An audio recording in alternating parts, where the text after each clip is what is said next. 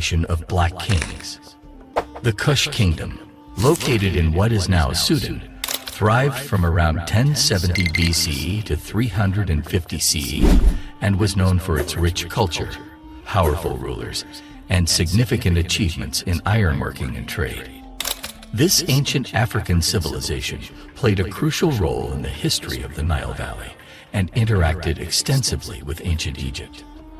The Kushite kings once conquered and ruled Egypt as its 25th dynasty, emphasizing their influence in the region. They built impressive pyramids at sites like Meroe, showcasing their architectural prowess and burial traditions. The kingdom's decline began in the 4th century CE due to internal strife and external pressures. In this video, we will tell you how this huge kingdom came into being, their rise and fall, their culture and religion, their amazing trading system, their strong military and battle, its breathtaking legacy, and its downfall. Let's dive in and discover all these aspects about this extraordinary ancient kingdom, origin and rise. Well, it all started in a place called Nubia. Nubia was a region along the Nile River, south of Egypt. The people who lived there were called Nubians, and they were known for being great archers. The Egyptians called Nubia the land of the bow, because the Nubians were so good with bows and arrows.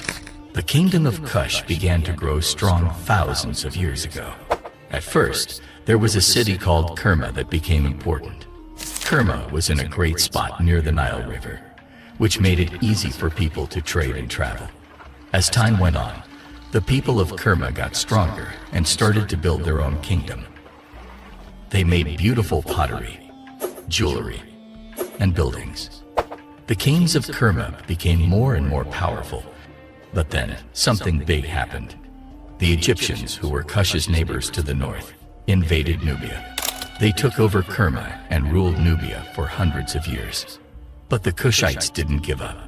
They kept their own culture and waited for their chance to be independent again. Finally, Egypt became weaker, and the Kushites saw their opportunity. They started to build up their power again, this time from a new city called Napata. The kings of Napata got stronger and stronger until they were able to push the Egyptians out of Nubia.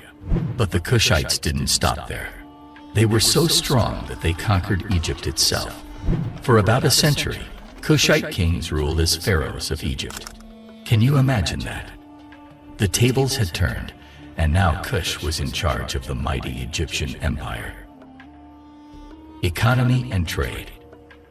The kingdom of Kush had a really strong economy, which means they were good at making and selling things. One of the most important things Kush had was gold. They had lots of gold mines, and this made them very rich. People from other countries wanted Kushite gold, so the Kushites could trade it for other things they needed. But gold wasn't the only thing Kush was famous for. They also had iron. The Kushites were good at making iron.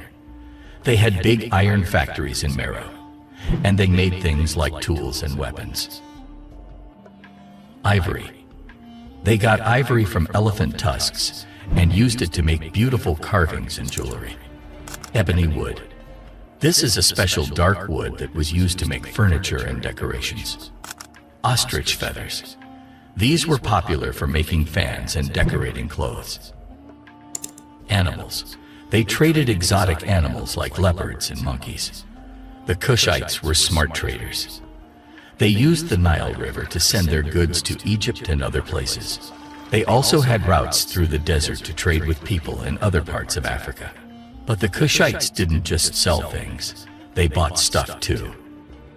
They got olive oil and wine from the Mediterranean, spices from India, and silk from China. This shows that Kush was connected to many different parts of the ancient world. Farming was important too. The land near the Nile was very good for growing crops like wheat, barley, and dates. The Kushites built clever irrigation systems to water their farms, which helped them grow lots of food. All of this trade and farming made Kush very wealthy. Many Kushite people had good jobs as traders, farmers, or craftsmen. So, the kingdom of Kush had a strong and diverse economy. They were good at making things, growing food and trading with other countries. This helped make Kush one of the most powerful and wealthy kingdoms in ancient Africa.